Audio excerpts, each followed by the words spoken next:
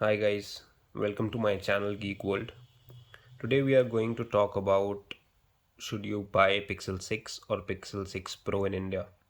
We're going to cover a few segments in this video about the phone and what problems you might face when you import it or when you use it in India. Is it worth buying in India or should you get a hands on to this phone? So firstly, I would like to show you that this phone is working in India. I have a Airtel SIM in this. This is a dual SIM phone. One is a physical slot and the other one is eSIM. But I just have one SIM card installed here. So the first part is how to get this in India. The first is that you can ask a relative who is traveling from US to India. That's the most easiest and convenient way to get it here. It will save you from all the hassles of customs and any additional logistics cost that you might incur if you use any other method. Second, you can order it online from Best Buy or even Amazon. But for that, you will have to basically get a US address, which is a virtual address, like myus.com or something similar, which basically gives you a virtual address within US. Amazon ships to that address, and when they receive your product, they will ship it back to you in India or wherever you are in the world. If you want to get this phone, then you will have to take a lot of hassles because this method will also get into customs. So you will have to basically pay another custom duty on that phone, etc. Third, if you don't want any hassle of importing this phone and you don't have any relative in US, you can still get it from OLX in India or a similar website where people are selling this phone after they're importing it, right? Though I won't recommend getting from OLX because you won't be sure if the phone is genuine or fake and how the other person got this in India. Was that a was that a legitimate method or you know whatever, anything can happen there. uh the fourth point is, and the last option is to get it from Amazon. So this product is definitely available on Amazon. I'll quickly show you a glimpse of this. The fourth method is to get it from Amazon in India. So if I'll show you, if you go to Amazon, right, and you search for Pixel 6 Pro, even 6 is available, but I'll quickly show you 6 Pro. So you see there are a lot of options. These are different sellers who are selling it, right? The product is, the cost is on the higher side, but you can still get it, right? So this 128 GB is available from what, like 1 lakh 2,000 to 1 lakh whatever thousand, right? So the phone actually starts from $899 for 128 GB and $999 for the 256. Even if you get a 256 from US, it will cost you around 85,000. I'm not sure of the current uh, conversion rate, but it would be around 80 to 85,000. This you're paying at least like 15 20,000 more, which I think is okayish, because if you don't have any relative and you get it delivered from any of the international websites and you also pay customs, it will basically go beyond this cost. So I would recommend, if you really want to buy this phone, this is your best bet. Now the question is, does this work in India? Yes, it does work in India. It has like more 5G bands available in any other phone like the OnePlus 9 and 9 Pro. It has more bands, and the only downside is that it's a plastic on this surface, which is very easy to get scratched if you don't use a cover.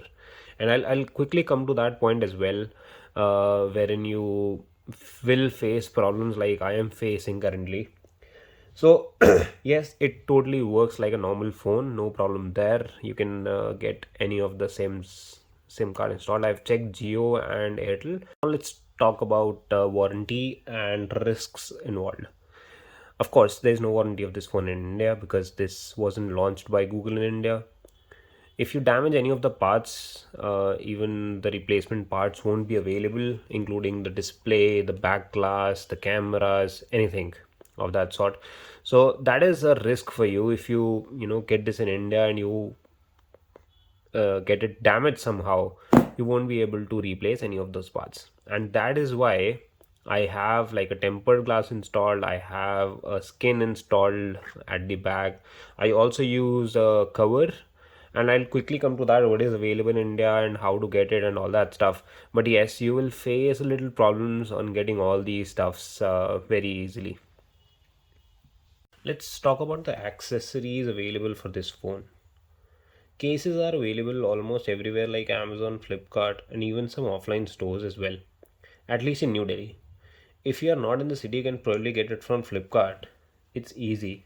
Let me quickly show you.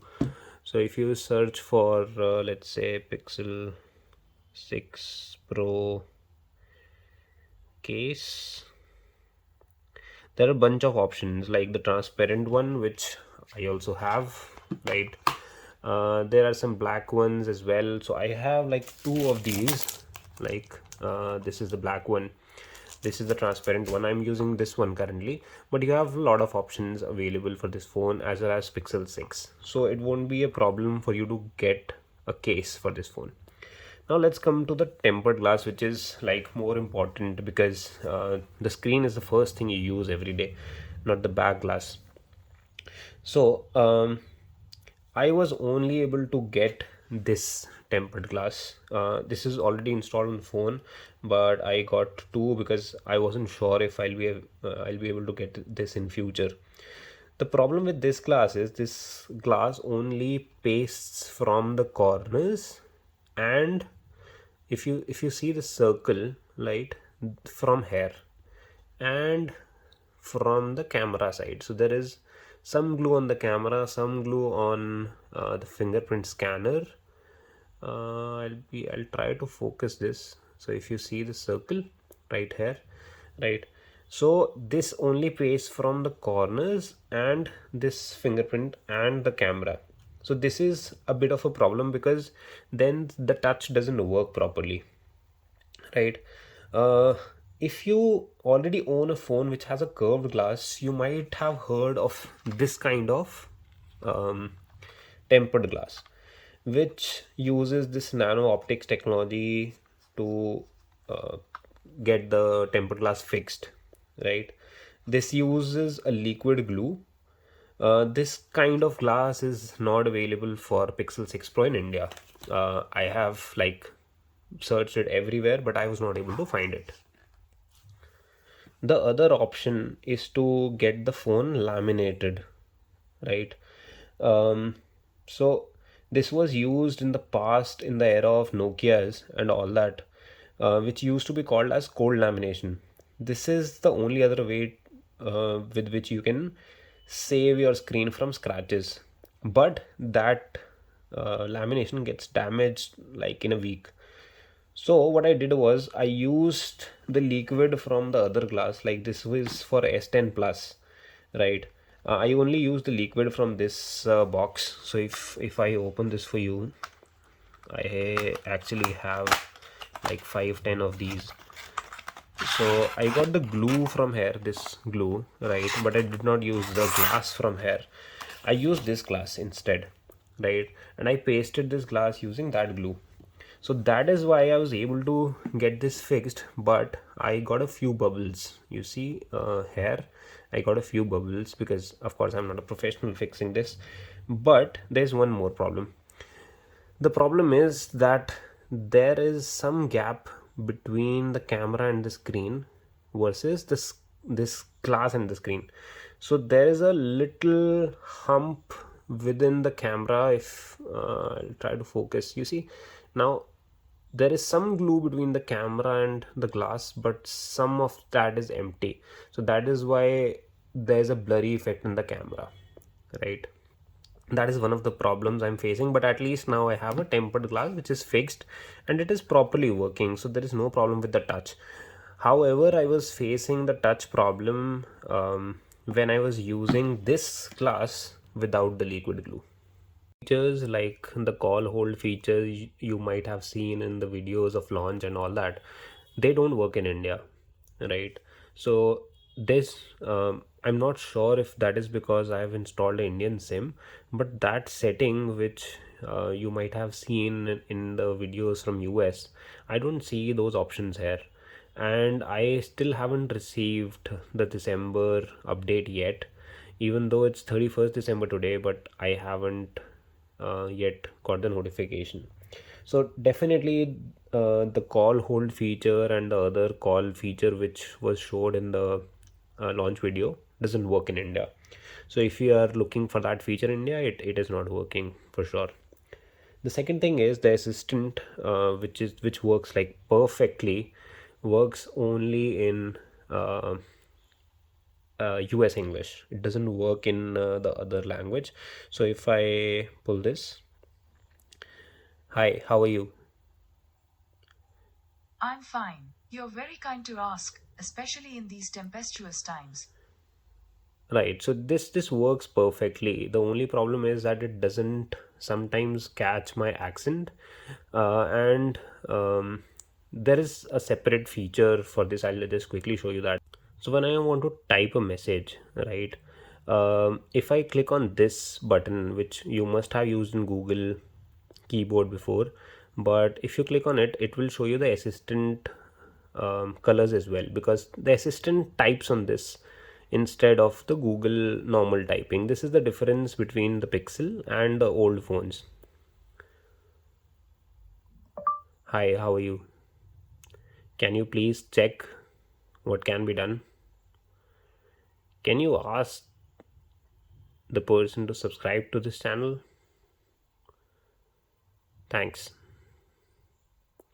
It will continue to listen to me, right? But sometimes there's a problem with the accent, and you will only get this assistant colors when you have selected the primary language as US English. If you select any other language, it won't show you as assistant, but it will automatically work as is used to work in all the previous phones you might have in which you're using a Google keyboard. Let's talk about battery and charging. So definitely the battery backup is not to the mark, right? I was getting a lot less battery backup. I was not able to get through the day. So what I did was I recently changed it to dark theme, so that some battery usage is reduced and I'm able to get more juice out of this phone. I'm still testing this, so probably if I do a long-term review, probably I'll be able to better give you the reviews for that. But yes, currently the battery backup is very low, and I'm only able to save like 20 or less than 20% after my day ends. Even the charging speed is very slow. I don't have the Google charger. I use the charger from Samsung.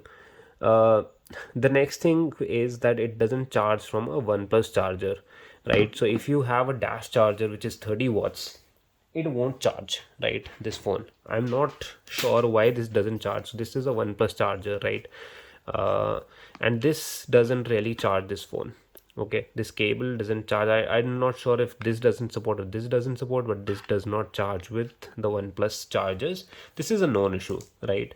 So I have another 25 watt Samsung charger, right? This I got with the Note 10 Plus. I got it from US, so I have a Snapdragon version of it. But this charger, this is also a C type charger. This charger basically charges this phone for me, but it takes around 1.5 to 1 hour 45 minutes to fully charge from 0 to 100. It might even increase if the adaptive charging is on, but this is like a known issue. uh, so Google says that if you switch off the adaptive charging, probably this will charge faster, but in the long term your battery backup will reduce. So I have turned on the adaptive charging, and that is why it charges slow. That was all the problems I have faced with this phone in India. If you have any questions, you can probably write in the comment section below, and I'll definitely try to answer each and every question possible. But thanks for watching this video, guys. Have a great day ahead.